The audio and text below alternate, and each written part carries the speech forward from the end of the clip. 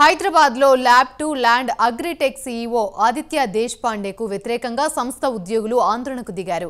తమ డాక్యుమెంట్స్ పెట్టి రుణాలు తీసుకొని మోసం చేశాడంటూ టీ హబ్ ముందు రోడ్డుపై బైఠాయించారు. కంపెనీ యాజమాన్యం ఒక్కొక్కరి పేరు మీద 1,00,000 నుండి 2 లక్షల వరకు రుణాలు తీసుకుందని వారు తెలిపారు.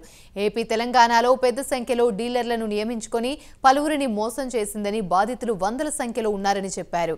రాయదుర్గం పోలీసులు ఆదిత్య దేశపాండేను అదుపులోకి తీసుకున్నారు.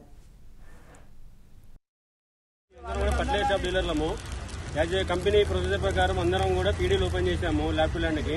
కానీ ఆ పీడీలలోనే ఒక యాప్ డౌన్లోడ్ చేశాడు. ఆ యాప్ డౌన్లోడ్ చేసినప్పుడు వచ్చిన ఓటీపీని ఆధారం చేసుకుని మింటిపై ఫైనాన్స్ దగ్గర, శ్రీరామ్ ఫైనాన్స్ దగ్గర వాళ్ళు లోన్ తీసుకున్నారు. ఒక్కొక్క డీలర్ పైన 2,50,000 నుంచి వెళ్ళి 6 లక్షల వరకు తీసుకున్నారు. అలాగే సెక్యూరిటీ పర్పస్ ఇచ్చిన చెక్లను కూడా వాళ్ళు మిస్యూజ్ చేశారు. అలాగే ఎవరైతే ఇప్పుడు ఈ నోటీసులు స్పందించట్లేదో వాళ్ళ అకౌంట్స్ ని వాళ్ళు మింటిపై వాళ్ళు హోల్డ్ చేయించడం జరుగుతున్నది. ఈ మింటిపై నుంచి వచ్చే నోటీసులకు మొత్తం కూడా మేము రెస్పాండ్ కావట్లేము.